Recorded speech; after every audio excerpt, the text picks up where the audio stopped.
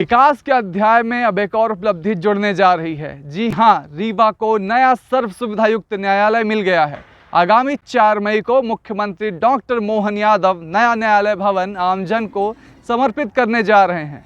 बहुमंजिला इमारत का यह भवन कई खूबियों से भरा हुआ है। इस भवन की चर्चा करें इससे पहले आइए जानते हैं रीवा जिले का न्यायिक इतिहास। रीवा रियासत में कानून और न्यायालय का एक अलग ढांचा था। यहाँ पहले राजशाही और राज दरबार में न्याय होता था, लेकिन पृथक न्यायिक व्यवस्था रियासत के महाराजा विश्वनाथ प्रताप सिंह ने शुरू की थी। महाराज ने सन 1827 में मिताक्षरा न्यायालय और धर्मसभा बनाया था, जो कचहरी मिताक्षरा के नाम से मशहूर हुई। पंडित कृष्णाचारी, गोविंद राम शुक्ला, गोकुलनाथ महापात्र की व्यवस्था पर दीवानी फौजदारी फैसले होने लगे और धर्मसभा के हाकिम रामनाथ गढ़िया नियुक्त किए गए। कुछ दिन बाद जगन्नाथ शास्त्री धर्मसभा में शामिल किए गए थे।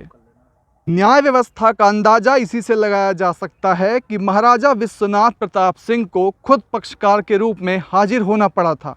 इसके पीछे बड़ी ही रोचक कहानी जुड़ी हुई है।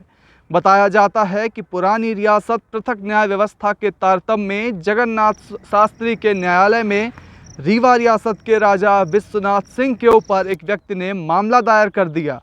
तत्कालिक महाराजा को बाकायदा पक्षकार के रूप में समन जारी किया गया था और फिर कचहरी में विश्वनाथ सिंह हाजिर हुए। जगन्नाथ शास्त्री ने बाकायदा वर्तमान आदेश पत्रिका, जिसे इजहार कहते थे, उसे लिखकर रुखसत किया। राजशाही में ही लिखित कानून बनाए गए थे, जिसमें प्रमुख कानून रीवा राजमाल कानून 1935 में बना था। साथ ही साथ 1935 में ही त्योंथर मऊगंज सिरमौर तहसील न्यायालय का गठन हुआ और 1935 में ही रीवा में विधिवत कचहरी का गठन हुआ था।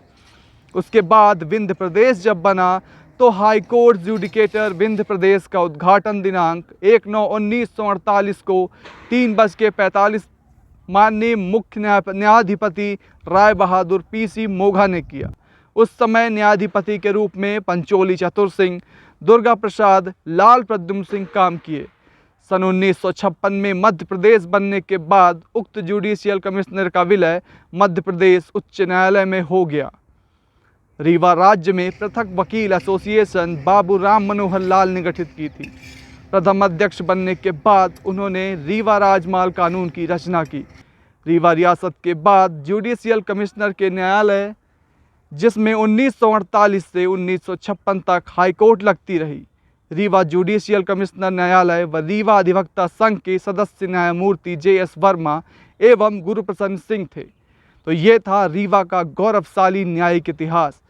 नया भवन मिलने के बाद जनता एक सोचने को मजबूर हो गई है कि क्या उनकी खोई हुई गरिमा वापस लौटेगी, क्या हाई कोर्ट की बेंच वापस आएगी।